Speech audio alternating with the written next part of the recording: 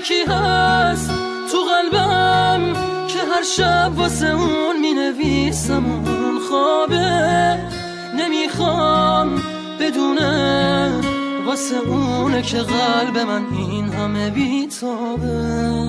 یه کاغذ یه خودکار دوباره شده همدم این دل دیوونه، یه نامه که خیسه پر از عشقه و کسی بازم اونو نمیخونه.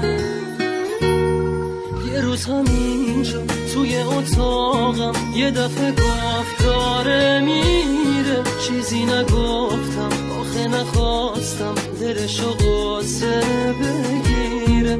گریه میکردم درو که میبست، میدونستم که میمیرم. اون عزیزم بود نمیتونستم جلوی راشو بگیرم. میترسم یه روزی برسه که اونو نبینم، بمیرم تنها. خدایا کمک کن، نمیخوام بدونه دارم جون میکنم اینجا. سکوت اتاقا داره میشکنه تیک تاک ساعت رو دیوار. دوباره نمیخواد بشه باور من که دیگه نمیاد انگار.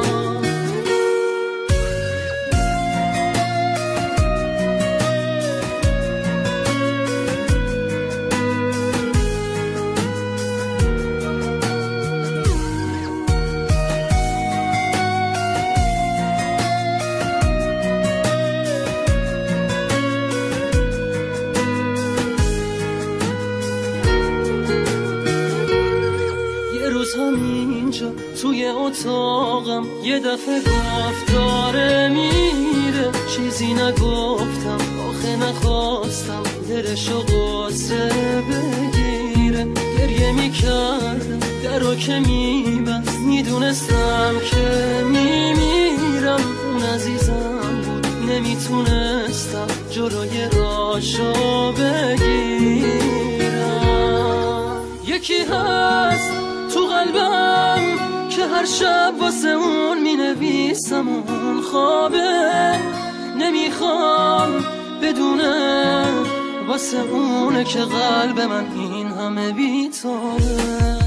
یه کاغذ یه خودکار دوباره شده همدم این دل دیوونه، یه نامه که خیسه پر از عشقه و کسی بازم اونو نمیخونه.